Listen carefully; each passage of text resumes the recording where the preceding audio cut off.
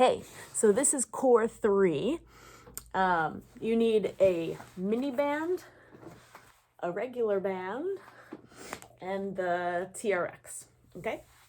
So I think that these might be timed. I think they're like, you start with maybe 45 seconds and work up to a minute with different rest periods. So anyways, just follow your plan. But the first exercise is a TRX Fallout. So you can do this one of two ways. The first way would be to use your hands on the handles. You're going to get yourself in a plank position. So lengthen the back of your neck. Think of somebody pulling you up from the scruff of your neck. Your body should be in good position, hips and ribs in line, and then you're just gonna fall out to wherever you can get to without changing the position of your body, and then pulling back in. So you wanna maintain that straight body the whole way out, pause at your furthest point, and come back in. Okay, if you can, once you get out here, get a full exhale. Inhale as the arms come back in. You go out. Exhale, you'll really feel that core firing when you get to the end of that full exhale. And then once you get it all out, then come back in. The second way you could do this, if you don't want to put your hands, you don't want to use your hands, you could use your forearms instead. So you would put your forearms on the bottom in the like foot straps. And again, we want a nice straight body. And then from here, you would just extend the arms out and bring the arms back in. Bring the arms out. Bring the arms back in. Again, really trying to keep your body in that perfectly straight position. Really trying to think, pull up from the scruff of your neck. Keep that position as the arms go out and come back in. And obviously, to make it easier, you can come up a little bit higher. And to make it more challenging, you would go back a little bit farther. Okay, so our main goal though is making sure that our torso stays in a good position.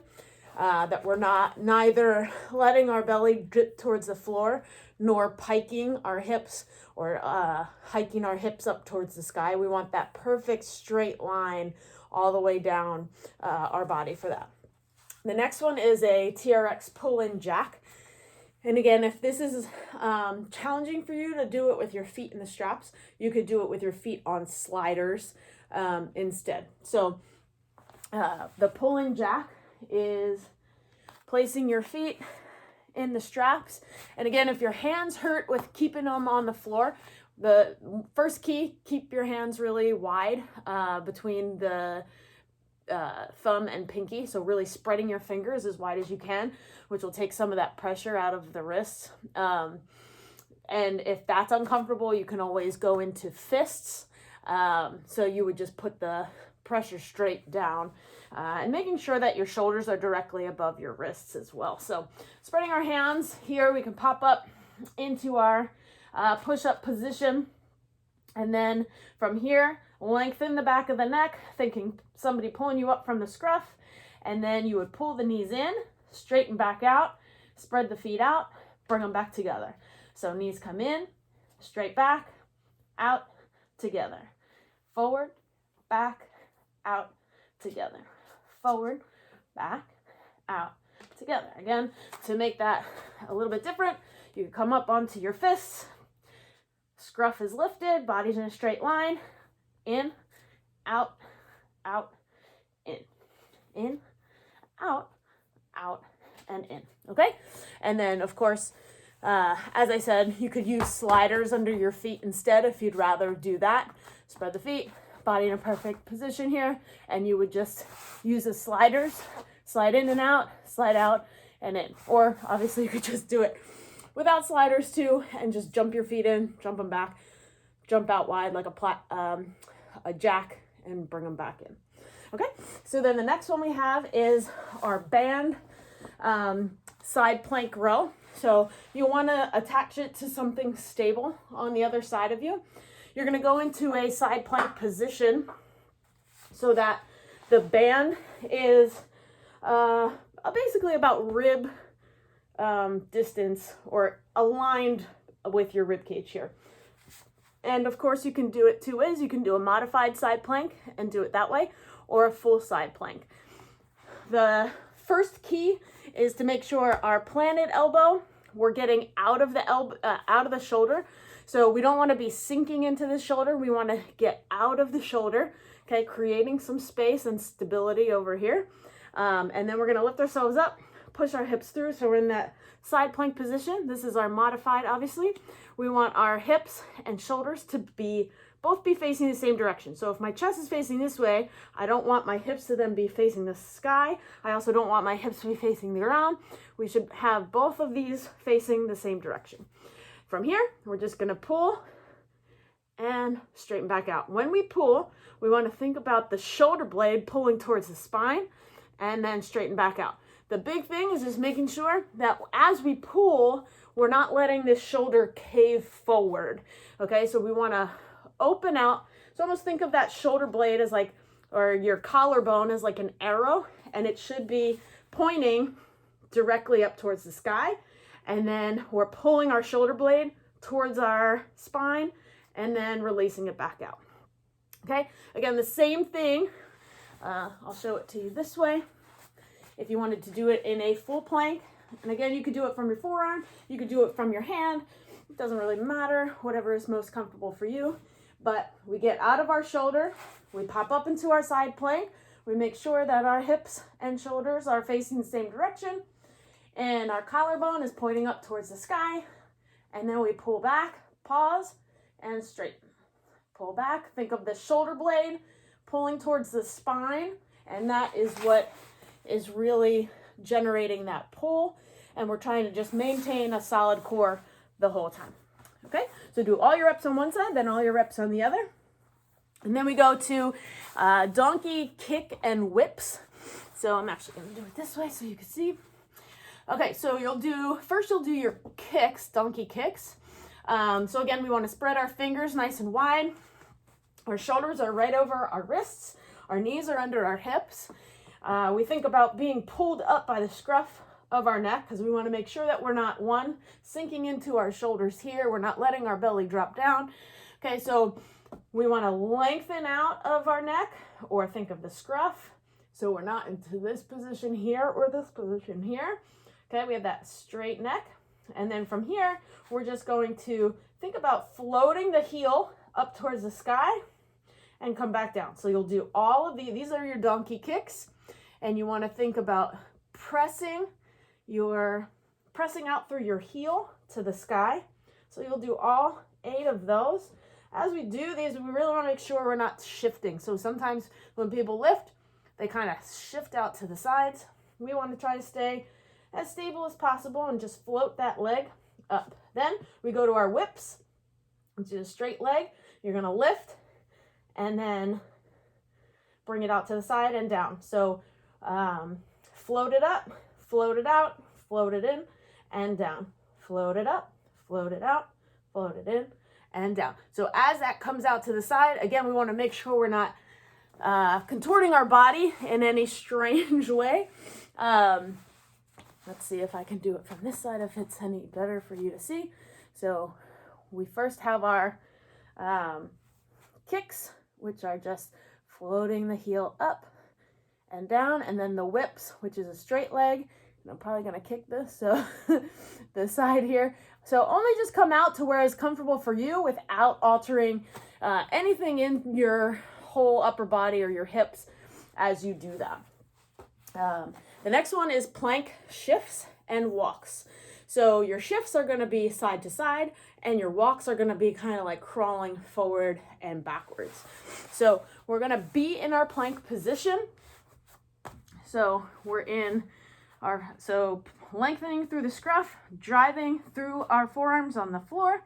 So we're in this nice plank position. We're going to shift ourselves over, basically just shifting our weight to the right side, shifting our weight to the left side, come back to the center, and you're just going to take these little steps forward. So almost 4 total steps with our arms. Shift, shift, and then 1, 2, 3, 4. So it's like kind of like crawling, but in a straight line in a plank position.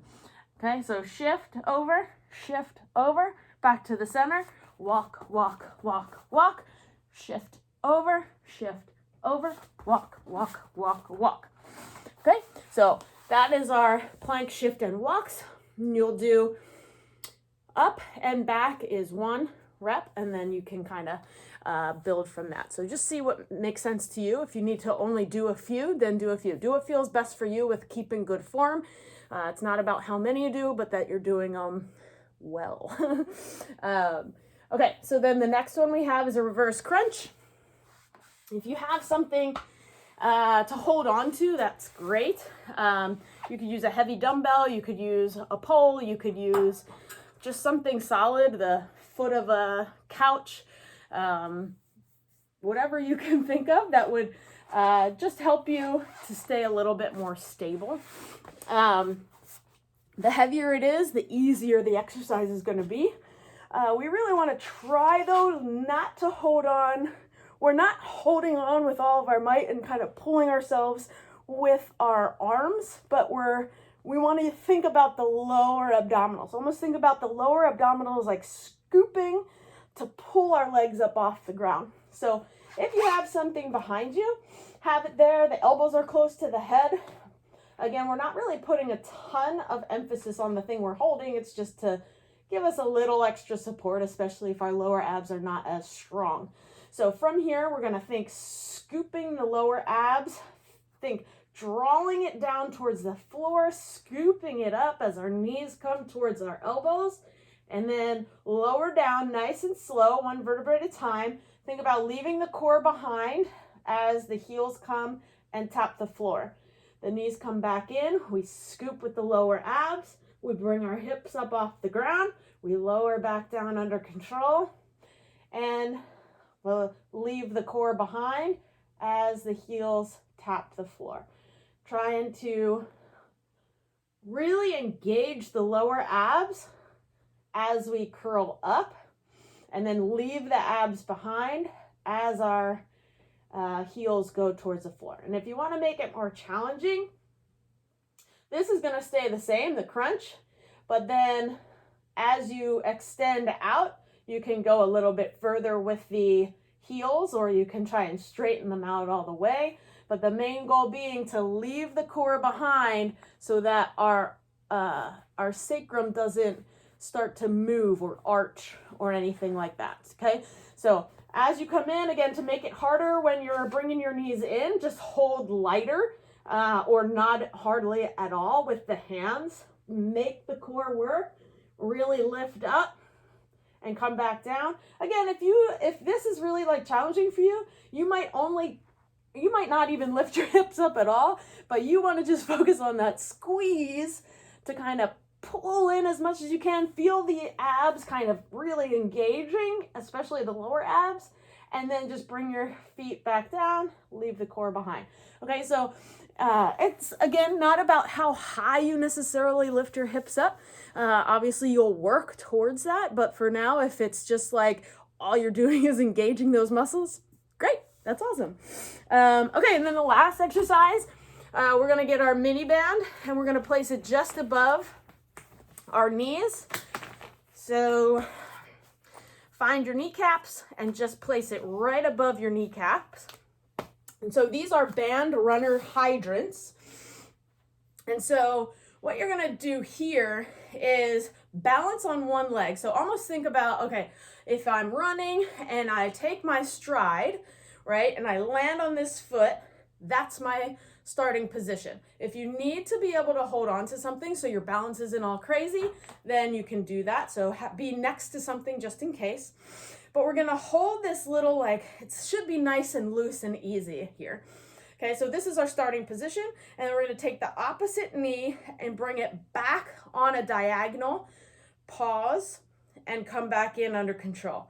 So really trying to think of a couple things here. We want to make sure that our hip bones are pointing straight ahead. So if we had headlights on our hips here, they should be pointing straight ahead. They shouldn't be tucked under, so our headlights are pointing up, and they also shouldn't be in that anterior tilt where they'd be pointing down towards the ground. So we want to have a neutral sacrum with our headlights pointing straight ahead, and then our knee pulls out and back on the diagonal, comes back in under control. So this glute is really firing in a static or stable position, while this glute is working dynamically as it's moving. One is staying strong and stable, the other one is moving. They're both having to work here. I really like this exercise a lot for that purpose alone. Again, I'd rather you hold on to something and have your balance so you can really figure out the muscles that are working, feel that, versus trying to the whole time worry about yourself wiggling around, and then you're not actually getting the best out of the exercise because you are just really trying to focus on staying upright. So hold on to something first. Once you feel good, strong, confident with that, then you can start to try and go without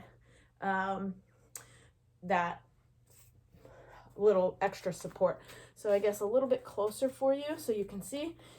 So again, I'm nice and easy on this leg. We shouldn't be falling out to the outside of our foot or to the inside of our foot. We should have a nice, strong, stable foot here. And then the knee comes out and back on a diagonal. So think maybe, like 5 o'clock on the clock as you come out and back. Hold and bring it back in, okay? So do all your reps on one side with a hold in the back, and then all your reps on the other side. And then you can go back through that whole circuit 2 or 3 times. And yeah, good luck, have fun. Let me know how it goes.